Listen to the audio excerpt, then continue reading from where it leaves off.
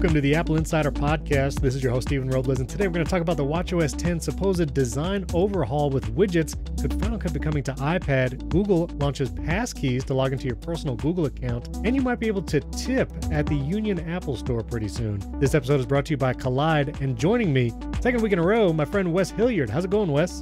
Fine, Stephen. I was really close to canceling today because I booted up What the Car on Apple Arcade and decided I just would rather do that, honestly. 20 new games right before we started to record hit Apple Arcade. We're going to get to that. I know you're a big Apple Arcade guy. That'd be a fun topic. Just so everyone knows, Mr. Gallagher will be back soon. Don't worry. He's not lost. He's just reading through the scripts of every Apple TV Plus original show and movie before he dares watch them. Goodness. But he'll be back after that. Yeah. He's doing all of them. I actually went back and tried Dickinson. I had never watched Dickinson before. Oh, I love that show. Yeah, the first episode was interesting. I think I'm going to keep going. It's jarring, and I love it. I love that it just jumps right in, and here's some Billie Eilish, and I'm just like, yes, this is exactly what I want my historical timepiece to look like. I love it. I did not expect that. There's 3 seasons of it, and that's all that will be produced. So if you haven't seen it, it's worth it. When I started watching it, I was like, okay, period pieces. This feels a little like Little Women, maybe Downton Abbey-ish. And then, like you said, Billie Eilish starts playing. I'm like, what is happening? But I like it. It was interesting. There's some behind the scenes stuff you can go look at too, but the show creators just have a lot of love for Emily Dickinson and really wanted to shine some light on this amazing piece of American history. And of course, some of it is a little over fictionalized, but it's all most of it is very real, other than her talking to death itself. But yes, very, very good show. Definitely go give it a watch. Yeah, and it definitely drove me to read Emily Dickinson's entire Wikipedia article just after the first episode. Right after you close Williams, of course. Oh, listen, you have to rub it in. Before we move on from Apple TV Plus, because there's not much to say there this week. Sure. My goodness, Stephen, I think we've finally done it. We've crossed, well, I mean, maybe months ago we have, but we've crossed the boundary of, I just can't watch all of it. There's just too much. There's too much coming out. There's too much. They've already announced this week several more little things coming out throughout the year, and it's just, I'm never going to get to it all. And of course, there's no reason to watch literally everything, but so much of it looks appealing to me. Yeah. Like, I definitely want to watch Silo, and High Desert looks hilarious, and just on and on and on. And it's just, man, I need to take a month off and just watch TV, I guess. Yeah, I will say, yes, I agree. There's now too much than a day can hold. There was that Big Beasts show, which is another. We're watching it. It's so I'm very excited about that because me and the whole family, the kids, we watched Tiny World and we love Tiny World. And so this Big Beast seems like a great companion to that. But I have to say, the Silo show that you just mentioned, I saw like a trailer or a preview for it, and I was like, I'm all about this. Like, it's Rebecca Ferguson, dystopian, I want to watch it.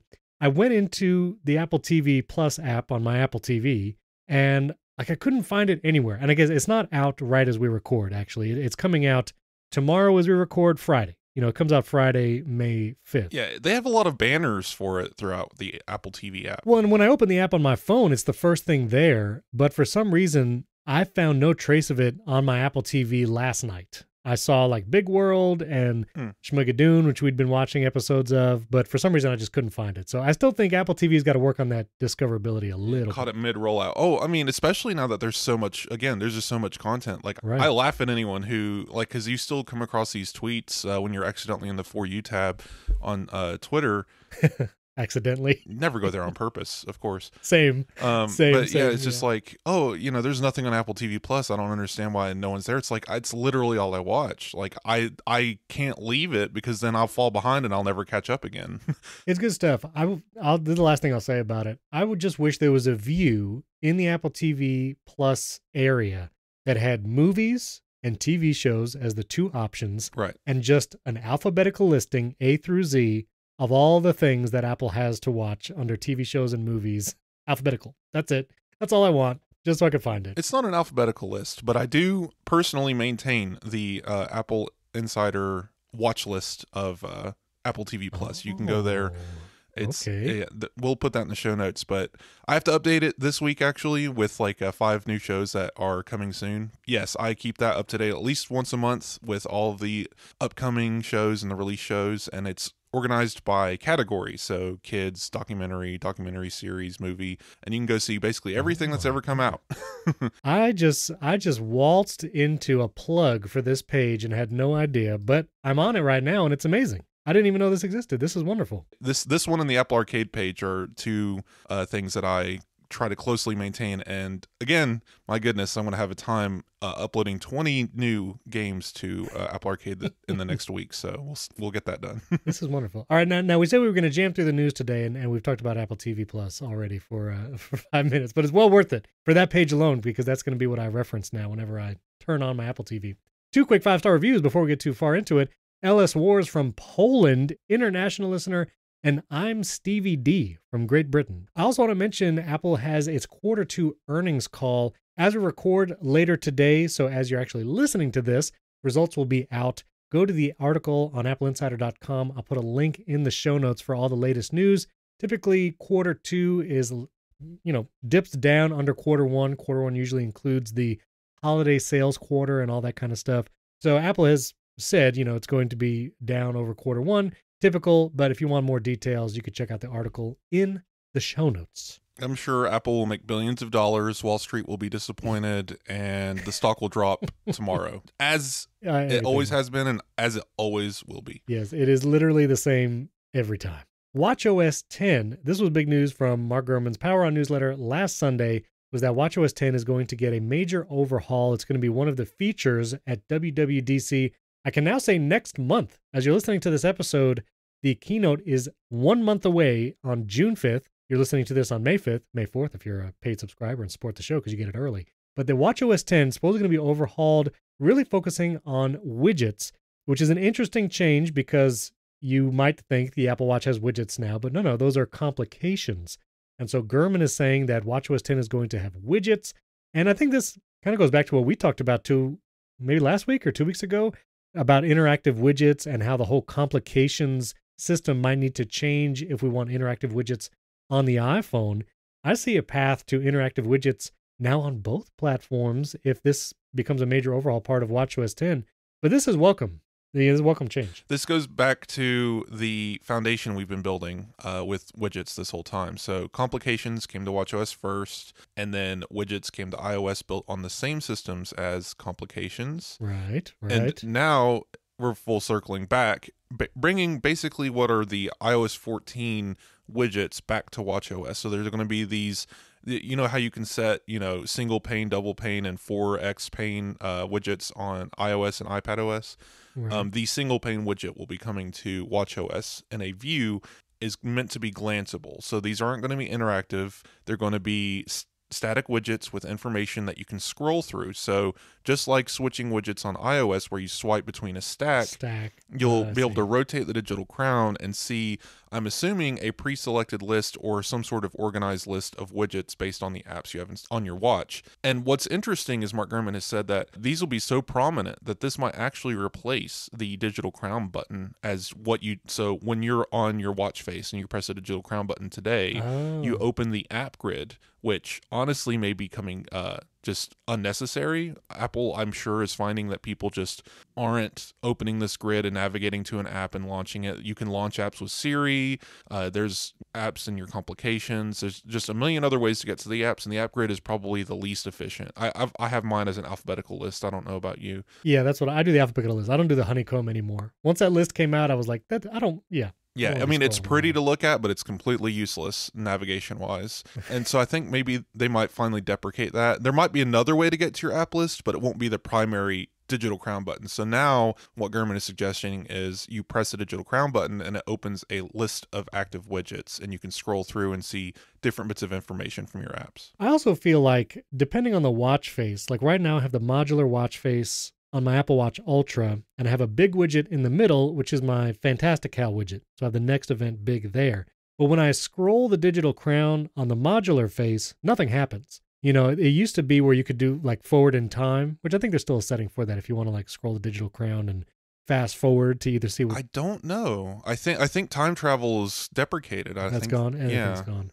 I liked that because you could scroll the digital crown, look 6 hours into the future, see what your event is, see what the weather is, And, I went to the solar system face, where you can see the yeah, planets, and kept doing time travel until the planets aligned. So that's how you could do that. that's how much fun I was having with that. And I have an image of that somewhere in my iPhone. I'll have to pull out, but we'll put that in the show notes. But I like the idea of widgets.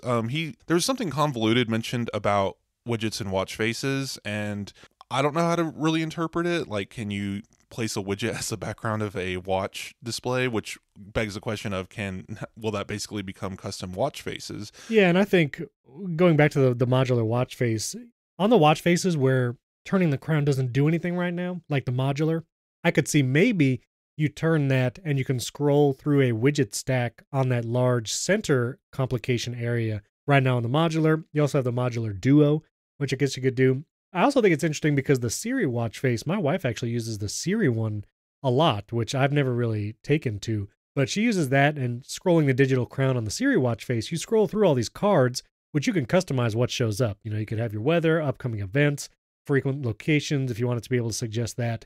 And you can scroll through those things, which is almost like a widget stack, but, just the Siri suggestions. But if you could just dictate the widgets, I'm curious. I'm glad just for any change, really, because, most of my watch faces, I have one for working out, which has like a bunch of the activity things and all that. And then I've on the Apple Watch Ultra, really just leaving it on the Wayfinder watch face because it's kind of like a more ultra feeling infograph watch face. And I just use it as shortcuts to all of the apps that I do use on the watch, which are basically smart home. So I go to the home app to control my smart home on the watch.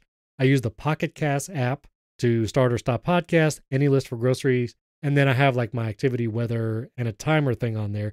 And I just use it as a shortcut to get to other things on the watch. But it'd be nice if it was a little more functional right on the face. Stephen, I have a confession to make. Uh-huh. So last year, when Apple came out with all of their betas and stuff, it was just, new watchOS updates, all of that during WWDC. It's all very exciting. I believe that I deleted all of my watch faces. Wow. And was like, I'm going to go and like redo all of this and tie them all to focus modes.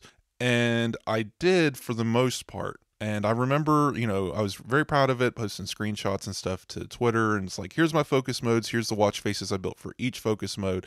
And somewhere in there, I decided, you know what? I'm not using all these third-party apps anymore. I'm going to move to just Apple. And that must have been in like September. And then that destroyed a lot of my watch faces because I was relying on a lot of third-party complications. And then I just never went back and fixed anything. So in the past, 6 months, I've just been on I don't even know what you call this thing, the rounded circle face thing that came with the Series 7. The contour? Contour. Yeah, I just long pressed and it tells me the name of it. I just leave that on. I change the color to match whatever watch band I'm wearing.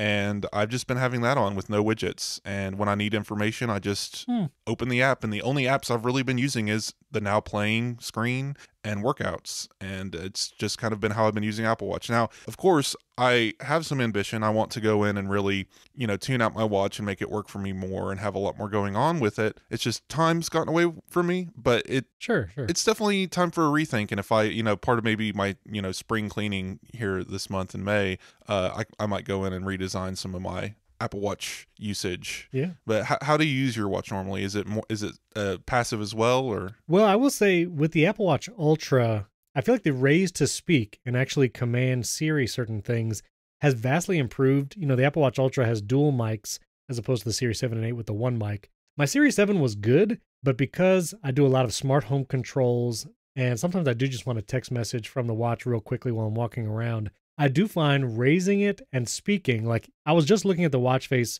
as I was describing my Wayfinder face, and Siri just keeps activating because it hears me talking to it.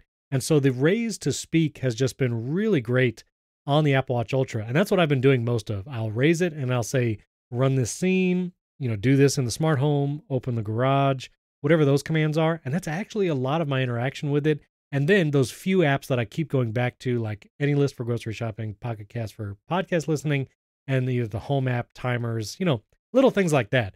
But I'm actually not super happy with any of my watch faces either. I look down at the Wayfinder, it's fine, it's functional, it looks okay, but I'm not crazy about it. And I use the modular during the day because it has the big calendar event. but I'm not crazy about that either. Like, I kind of wish I had different options. So I'm looking forward to an overhaul. watchOS 10 is going to be the first watchOS update since Apple Watch Ultra came out. I expect we'll see a couple of new watch faces and at least one watch face built specifically for the Apple Watch Ultra, and that should give you a little bit more something to play with. I'm hoping for a redesigned Siri watch face and something to interact with these widgets a little bit more actively. Yeah. I think a lot might change, and that might put me off, redesigning my entire Apple Watch experience before June. That'd probably be silly.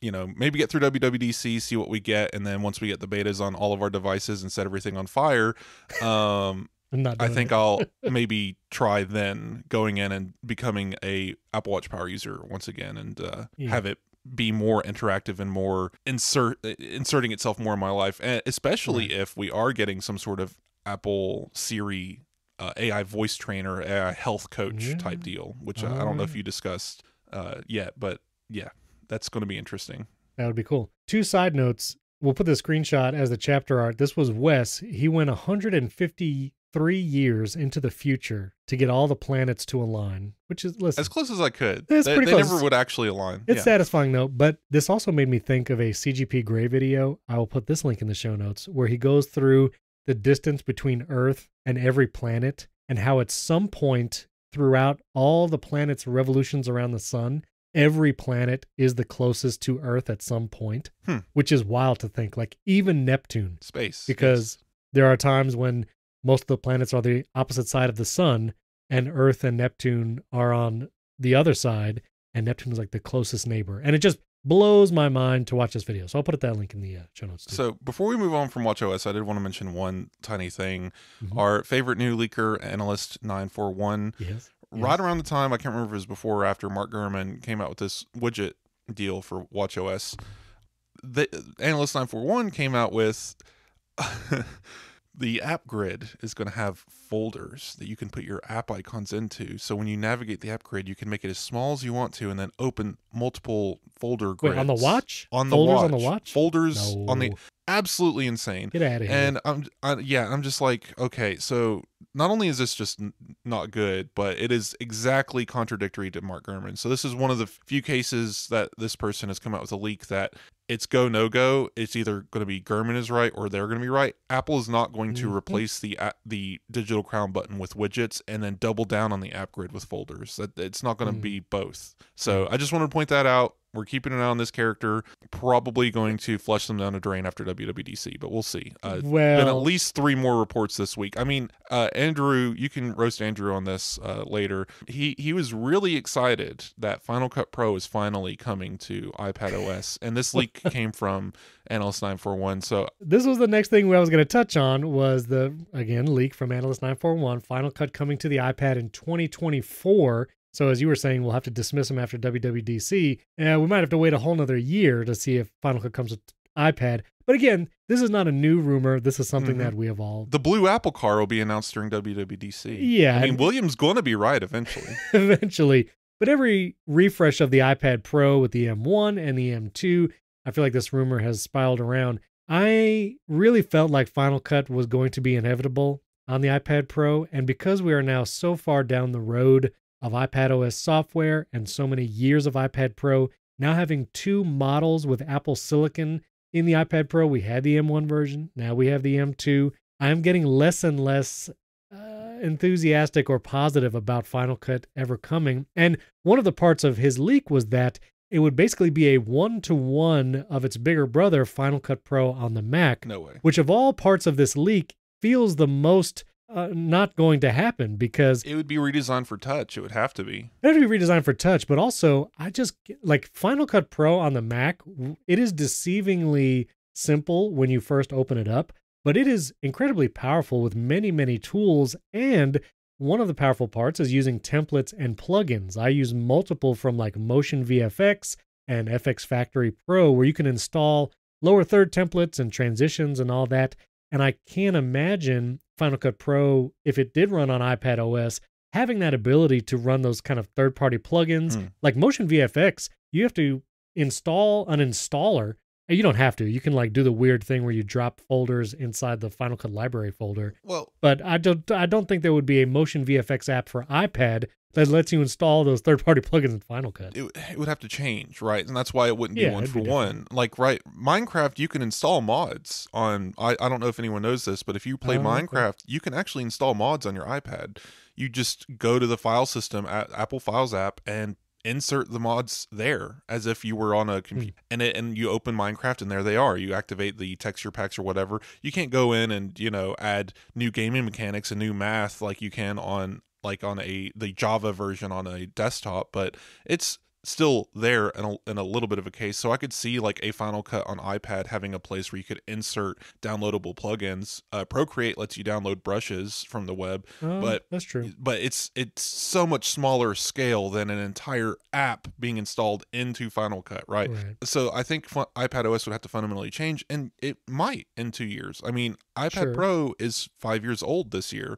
That's kind of incredible to think about, but also... Wait, that's it? Yeah, 2018 to 2023. No. Well, there was iPad Pro before 2018, but it was the oldest model HomePod. I'm sorry, the modern iPad Face ID. Pro, the one... Yeah, 2018 was the first Face ID. September 2015 was the very first iPad Pro with Apple Pencil. So iPad Pro's been around for 8 years. That has been around, but yeah, I'm talking about the more modern one, the 12.9-inch iPad Pro, the one where we said this is now a desktop, right? Sure. And everyone was just, you know, cheering out like, look how amazing this is. Any day now, we're gonna get all these amazing apps and tools, and it just never came. Yeah. You know, don't get me wrong, I'm still very much an iPad Pro advocate, but there is a point where you have to move over to desktop, right? And this is one of those cases. You know, you can get, you know, LumaFusion and iMovie. You can get iMovie. You can get DaVinci Resolve now. DaVinci Resolve. Like, there's ways to edit very large videos, and there's even clever ways, like with all these little apps and tools. Like, there's very popular tools that make TikTok videos and all these little flares and stuff. Like, there's ways to do it to a point. But if you're out here making the next film, you're probably like, an iPad can get you to an extent. Like Unsane, which was filmed on an iPhone, could probably have been edited on an iPad using LumaFusion. That's totally, I mean, I don't know I haven't looked into their background, but I know that it was filmed on an iPhone. It's an incredible feat, but I'm pretty sure Unsane was edited on a Mac though. And like, when you're dealing with hours of footage, is doable on iPad, but it's actually workable on a Mac. So like, we're getting there, and I mean, iPad every day is getting a little bit closer to that Mac paradigm, and I still don't believe they're going to cross over. It's not going to be running Mac OS at any point, but the power is going to be there for the apps to step up, and I could see a future where Apple brings more of its first-party apps, especially its Pro apps, like Final Cut to iPad, but I just don't think we need to what's the jump the moon or whatever, like with our expectations. Jump the shark. Jump the shark. There's something with the moon. Anyway, cart before the horse. Yeah. Anyway, cow jumps like, over the moon. We Moon's don't made of cheese. I don't know. I need to stop with my metaphors, but basically, we need to stop putting so much faith in this idea and just work with what we have. Like, I do agree with some people that we need to stop trying to make the iPad what it isn't and just use it for what it is, because it is an amazing device for what it is. And I don't know. This is just more wish casting from this leaker rather than actual information, I believe. This episode is brought to you by Collide. Collide has some big news. If you're an Okta user, they can get your entire fleet up to 100% compliance. And I know what Okta is now because listener Solo Walker on Mastodon, he actually let me know that Okta is most commonly used for a single sign-on. This is what companies can give their employees, a single way to sign into all the different apps and services they might use. So I know what Okta is now. Thank you, Solo Walker. So here's what Collide can do seamlessly with Okta. If a device isn't compliant, the user can't log into your cloud apps until they fix the problem. It's that simple. Collide patches one of the major holes in Zero Trust architecture, which is device compliance. Without Collide, IT struggles to solve basic problems like keeping everyone's OS and browser up to date. Unsecured devices are logging into your company's apps because there's nothing there to stop them. Collide is the only device trust solution that enforces compliance as part of authentication, and it's built to work seamlessly with Okta. The moment Collide's agent detects a problem, it alerts the user and gives them instructions to fix it. If they don't fix the problem within a set time, they're blocked. Collide's method means fewer support tickets, less frustration, and most importantly, 100% fleet compliance. So visit collide.com/AppleInsider to learn more or book a demo. That's KOLIDE.com/AppleInsider, collide.com/AppleInsider. That link is also in the show notes. Our thanks to Collide for sponsoring this episode. All right, Google actually launched Passkey for personal Google accounts this week. Passkey was announced at WWDC like 1 or 2 years ago. Basically, it allows you to biometrically log into your accounts, not doing two-factor or login and password. Like, it is just tied to your device and bioauthentication. Yeah, I was going to say, that is your two-factor. Your second factor is your device. And so I set this up as soon as I saw the announcement. I went to google.com, managed my Google account under security settings. You basically add this as an additional way to log in. So you can have two-factor authentication still there.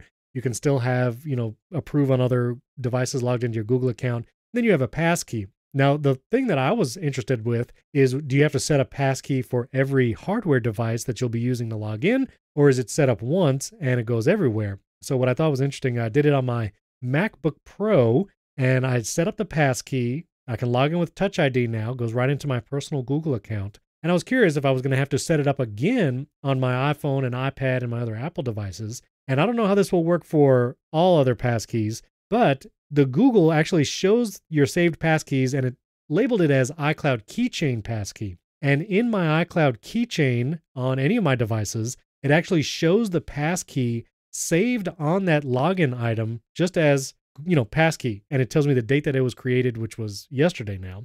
And when I went on my iPhone to see if I needed to create a passkey for that, it was already there. And so it seems like passkeys sync over iCloud Keychain to all of your Apple devices, and you can log in with whatever bioauthentication method you have for those devices, and it's just everywhere, and it's seamless, and it works really well. Passkey needs to happen faster. Whatever developer you are. Yes, I want it everywhere. I literally want no more passwords. I want to take, I haven't even looked in a minute, but does Keychain even tell you? One password would tell you, like, you have this many passwords. I don't know. Keychain does not tell you.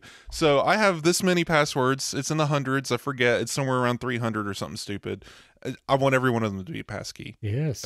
I know it'd probably be time consuming to go through and change each one, but absolutely no more usernames, no more passwords, just all Face ID, all device locked. Yes, I can already hear everyone screaming, this is not lock into Apple's ecosystem. Passkeys are 100% transferable between different password services. 1Password also supports passkeys, and Apple actually helped develop this standard, and I don't know if it's implemented yet, but there is or will be a way to take passkeys out of Keychain and put them into other services. So I wouldn't worry too much about that. But for me, as someone who's probably just not going to jump ship on Apple, this is perfect. And I just want it everywhere. It's awesome. Well, my 1Password library has 2,097 items. I delete. So unlike you, Stephen, I do spring cleaning, and I actually go delete accounts. And then I go through my 1Password, or not 1Password, Keychain. It's meticulous and it takes time. And oh gosh, I do it at least, maybe not once a year, but at least every other year. I'll go through and say, is this website still work? Yes. Can I log into it? Yes. Okay. Do I want to log into it? Well, okay. Go through the delete process, request delete.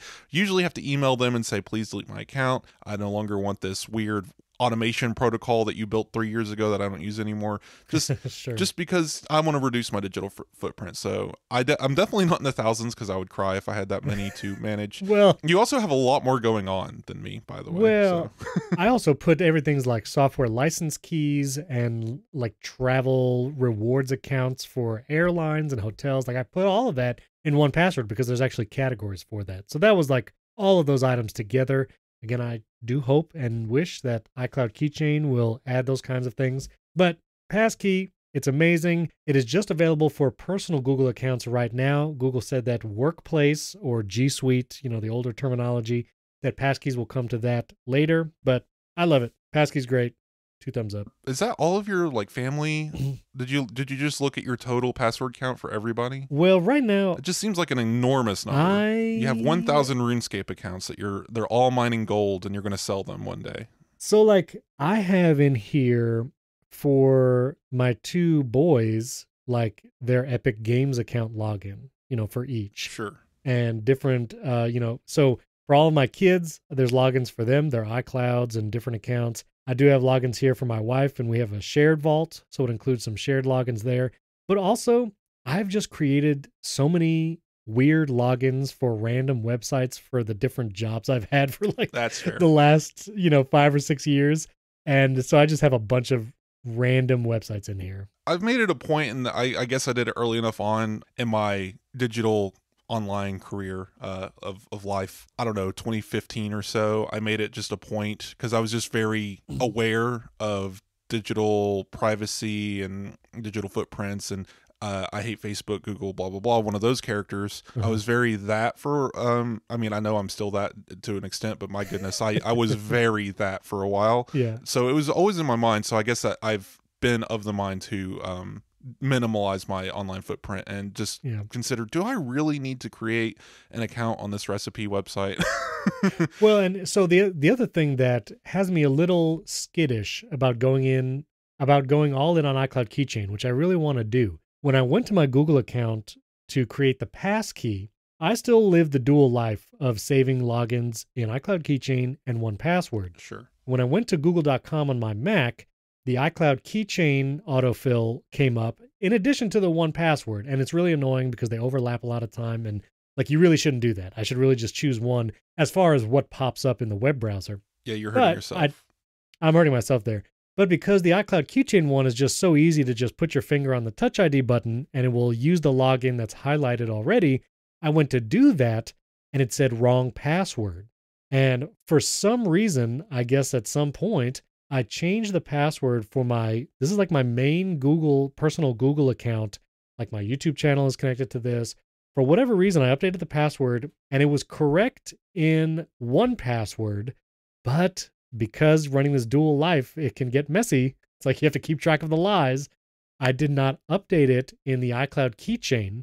And iCloud Keychain does not do, I feel like, as good of a job if you change a password or update it and says, hey, do you want to update? Do you want to save? It does do that. Like it does auto prompt and say, it should be more aggressive. Do you want to update that password? Well, like 1Password is super forward in, like I had to change a password on a website recently. Like there was an old password, so you have to put current password and then put new password. And 1Password is better at like parsing those fields where I can just click new suggested password for 1Password and it will update that item in my 1Password app.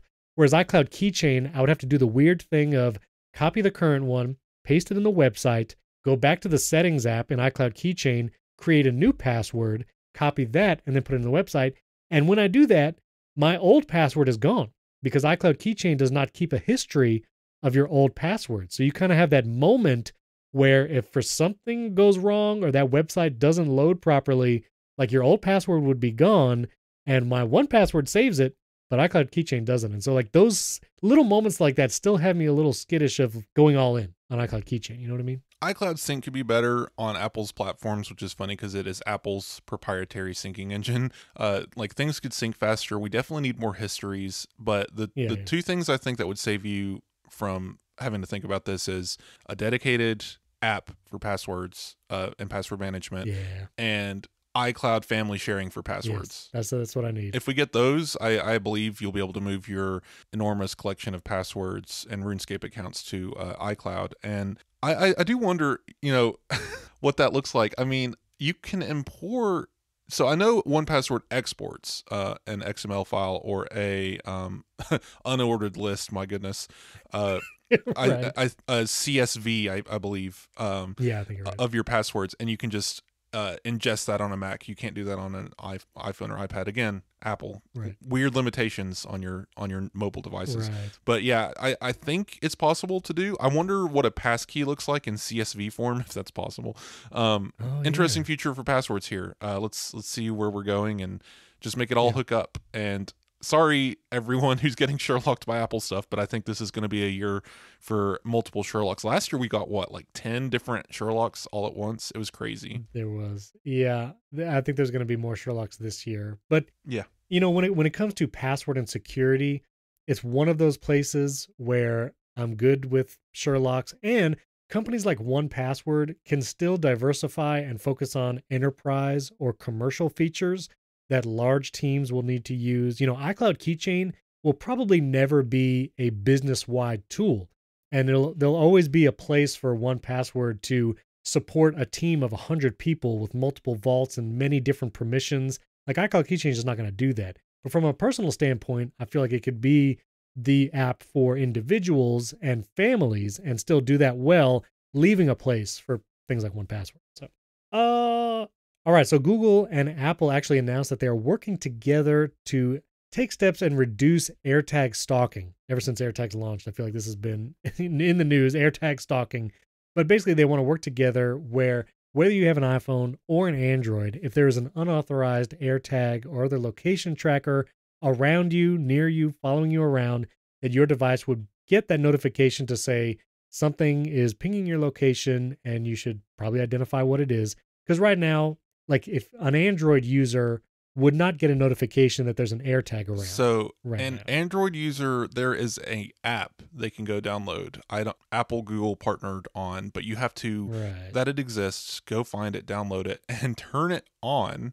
So the app doesn't run in background. You have to open the app and say, am I being tracked by an AirTag? And it will look for an AirTag signal. That is fine if you're a person in a situation where you have to be wary of these things and you're like, do I have this, is my ex tracking me, or, you know, am I being stalked to be assassinated or something as a important character? That is not the right number of steps. The steps should be 0. Your phone should just know. And building this into the Android operating system would be really nice, really smart. And Apple has nothing to lose and everything to gain by doing this, because now, especially if for whatever reason this brings AirTag to Android as a device that you can track, like in your, I don't know what Google's version of Find My is, but like your trackable items app. Imagine being able to buy an AirTag and you're an Android user. Wouldn't that be crazy? Yeah, like, so I could see this being a just positive move for on all fronts. And I don't like that Android is so fragmented and weird that when this does happen, you'll probably have to buy a new phone to actually get this feature, but or be on at least within the last year or 2 phone maybe to get this feature, because it'll be software related. It's not like it's gonna be a hardware component required to find these AirTags and notify you, but it's definitely one of those operating system limitations where once you're, you know, off the list, you're off the list, and you'll have to go buy a new phone. Sorry guys, but cool that they're working on it. Hope it looks fun. Just everyone will be getting chimed in on, you're being followed by your spouse's keys, you know. Yeah. Oh, and someone actually asked me on Twitter the other day, do AirTags work internationally? And the answer is yes. So if you have an AirTag in your luggage and you're flying to Europe and you're from here in the US or vice versa, you will still be able to track that AirTag's location wherever it is, as long as there's some Apple devices pinging its location around. So there's no kind of international boundary to being able to track an AirTag in other countries or other territories. So it is an international tool. Do you have an AirTag in your car? Like a dedicated, this is my vehicle AirTag? Because I work from home now and I drive a 2011 Kia Soul, I don't care to track it. That's fair. You're welcome to steal my car, please. Take it out of my hands. That's fine. What didn't someone recommend, or was it New York City that recommended? No, a hilarious New York City police department said, you know what would help cut down on thefts is if everyone was tracking their vehicle and we could just find them. This perfect utopia future. And of course, as soon as the thief has an iPhone and gets pinged, you're being tracked by an AirTag, they can just remove it and throw it in a bush. But moving on beyond that, these are not anti-theft devices. Please understand they're useful if your stuff is stolen and it's on there and the thief doesn't have time or doesn't notice, or you can at least get a trajectory of where they might be going. All that's very useful information, but it's still not anti-theft. Don't go putting AirTags on things and pursuing thieves and turning into Batman. That's not going to work out. But AirTag to Batman, that's quite a jump. Well, hey, you know, vigilante, right? But so anyway, AirTag in a vehicle. I was thinking about putting one on mine. You can get an Elevation Labs sticky thing, and I was going to like stick one in underneath my spare tire in the trunk of my HRV, because no one would on the planet would think of that. Now that I've said it live on a podcast to so many listeners, people know exactly how to steal my vehicle. Can I just say, every once in a while, someone will like put my face on a GIF on Twitter or whatever to like be funny. An AirTag on a Batman utility belt. Absolutely. And actually like seeing him like throw one like it's a Batarang, but it's an AirTag. No, the Batarang is the AirTag. So it's right. an AirTag exactly. holder. It's an AirTag holder. Someone needs to make a Batarang AirTag holder. Or a Batarang shaped AirTag. You just look, you know, it's like Oh my word, that's hilarious. I will go on Etsy now and find out if there's a battery AirTag holder. But so, because we definitely have batarangs in my living room sitting on a shelf that are very sharp. But do you really? You know, you go to these conventions and someone's just handmade some metal batarangs. I mean, I don't think I didn't know. I didn't know you could just get batarang. Go to conventions; they're fun. Okay, I don't know that they would injure a person. I wouldn't try though. No. To get back to this story. Said, you know, so we're going to help cut down on vehicle thefts. Now, in one of the most populous cities on earth, I'm not even going to guess the number. Do you have a rough idea? 8 million. That's probably ridiculous. 8 I don't know. There's a lot of people in New York City. It's jam packed. Not quite as many as like Hong Kong, but there's a lot of people there. 8.4 million. I was close. Oh, nice. There you go. There you go. All right. They're going to offer. What was the number? It's in here somewhere. 500, right? 500 AirTags. They're gonna hand out 500 AirTags to the lucky trick-or-treaters passing by the police station. And that's it. 500. How many cars are in New York City, do you think? Let's see. Well, that's the thing. At least 8.4 million. Counting taxis or not? Oh, let's see. How many cars are in? I'm gonna say like 500,000. Because I mean, no one drives. It's all the subway. Well, no one drives because there's a million cars in New York City. The entire town's a parking anyway. Yeah. You know, funny enough, side tangent.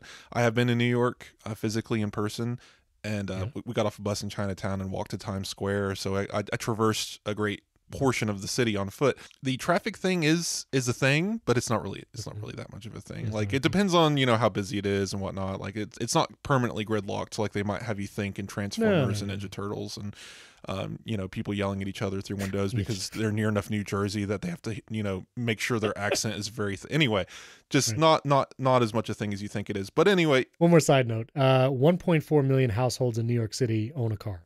Nice. So yeah, 1.4 million. Absolutely madness. But 500. I just thought that was such a fun AirTags. number. I don't solve like it. You know, that went in their quarterly budget. It's like, how much is 500 AirTags? I don't know. It's $30 each. Yeah. Well, you could buy the 4-pack for $100. So they can get the bulk discount, you know.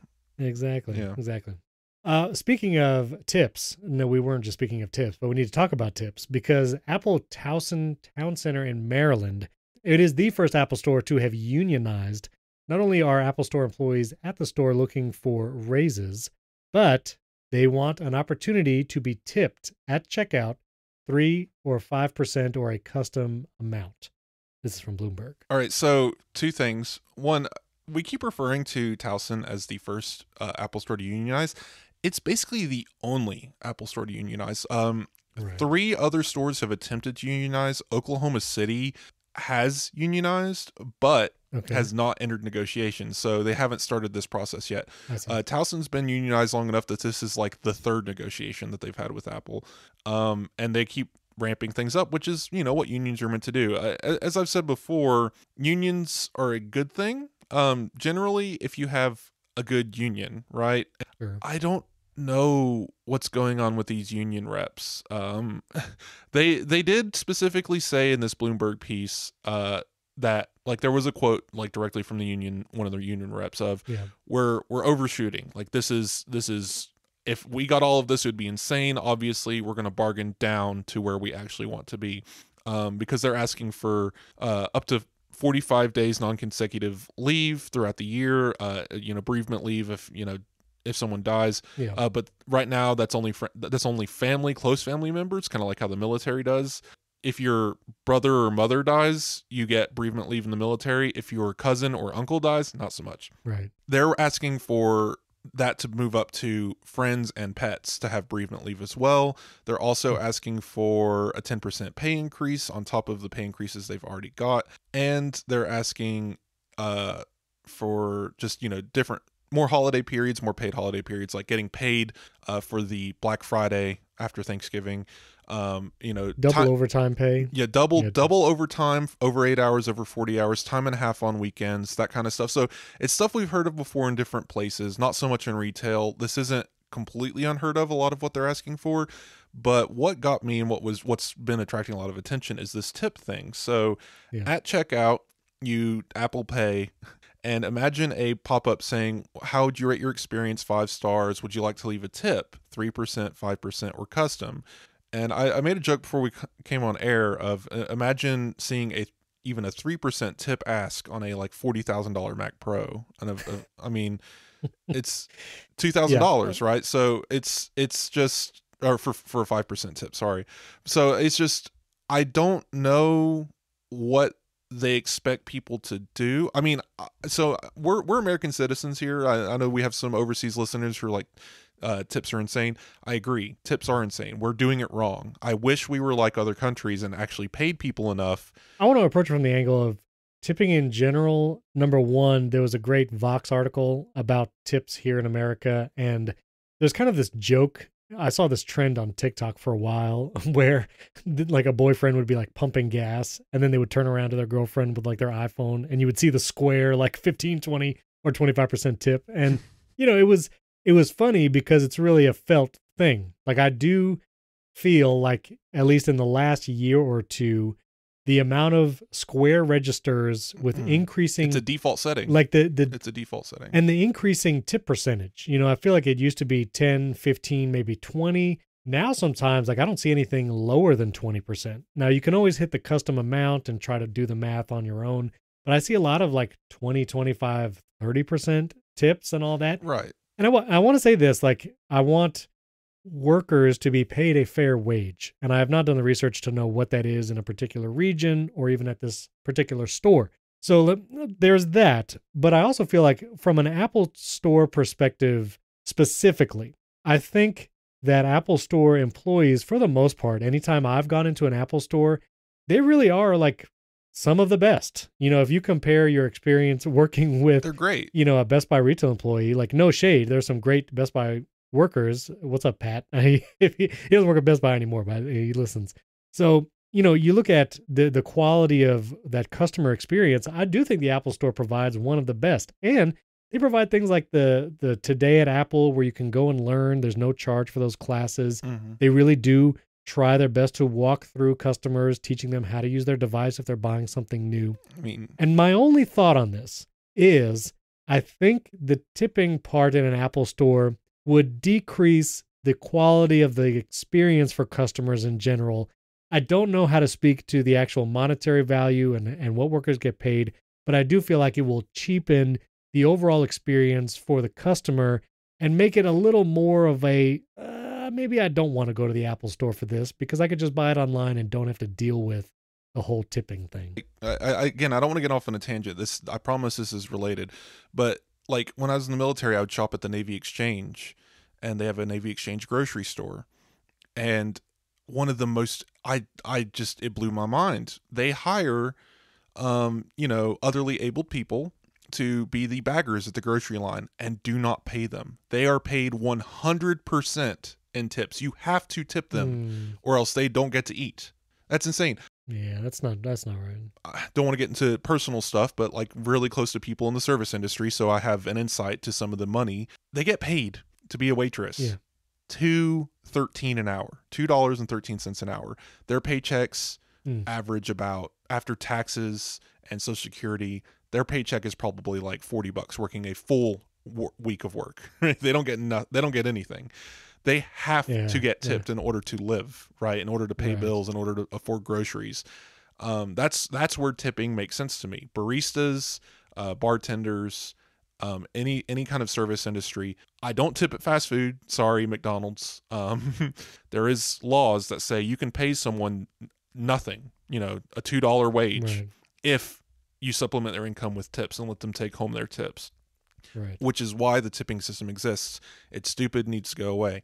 But to say I'm a full wage employee and deserve tips is just insane to me. That's way overstepping a line, I think, and that should definitely be pulled. Like that's embarrassing to me. I don't get it. But I want to know what you guys, especially you overseas people, just what you think of this situation. Yeah.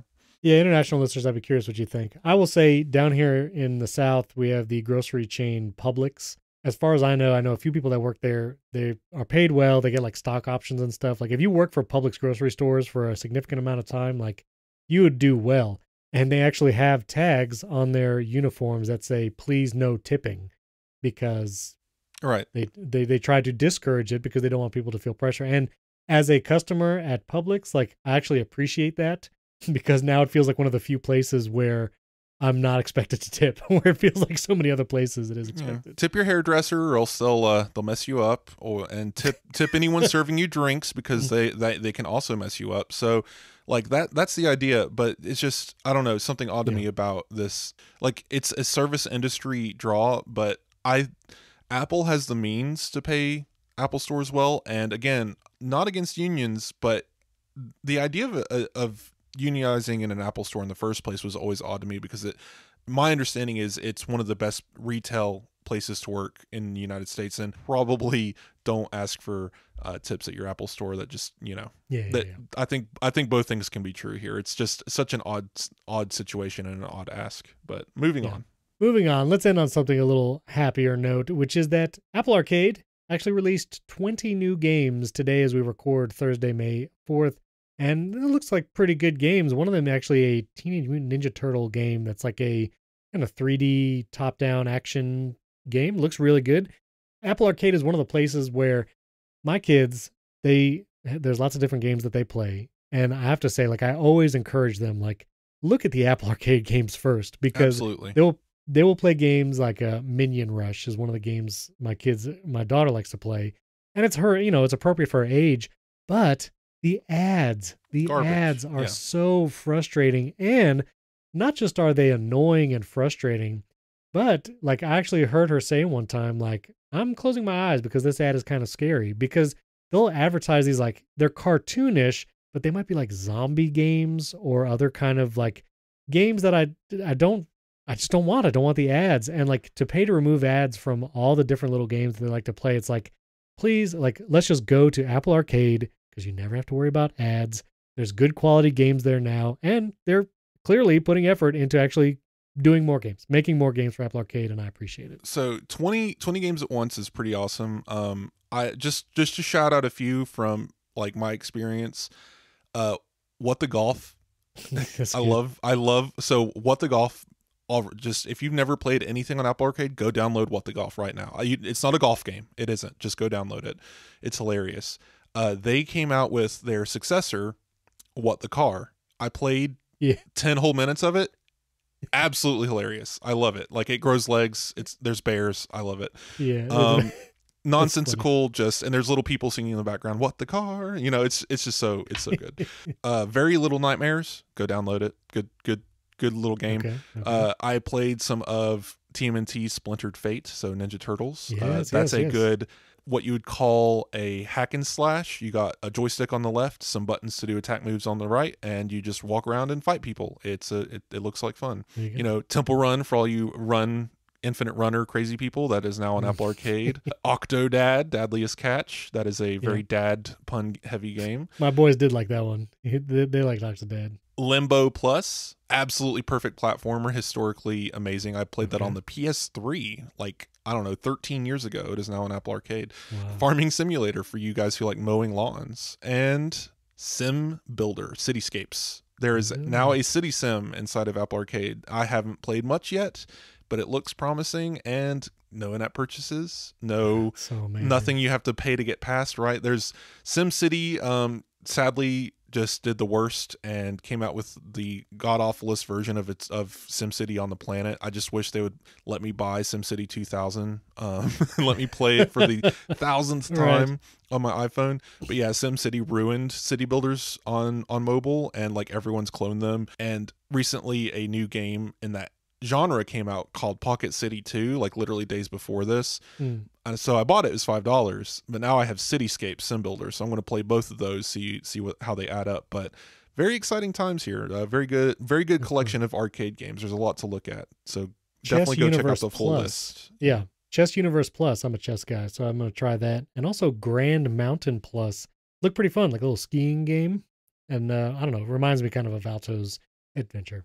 Getting Over It was a very meme heavy game, because it's just hilariously one of those just bad, like, weird animation Oh, nice. Oop, it started playing audio.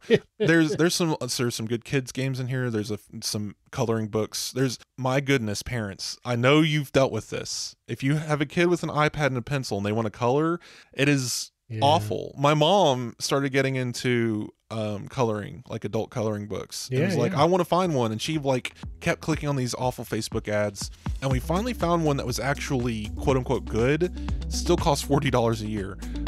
There's a Disney coloring book now, and I'm gonna give it to my mom and be like, look, color Mickey Mouse and Elsa and have fun. That's fun. But no, I did want to ask you. You say you're a chess fan. We can close up. Did you play really bad chess? I never did. I know it was good. I gotta play it. Okay. You gotta play it. You can just play games with all. What if you had a chessboard of all knights? That's pretty good. Yeah, right. I need to try that. Yeah, that's fun. We'll put links to everything we talked about. Let us know what you think about tipping or anything else we talked about. Wes and I's Twitter and Mastodon handles are in the show notes. Also, links to everything we talked about. Check out that little planet video from CGP Grey. That was pretty fun. Thanks for tuning in. We'll catch you next time.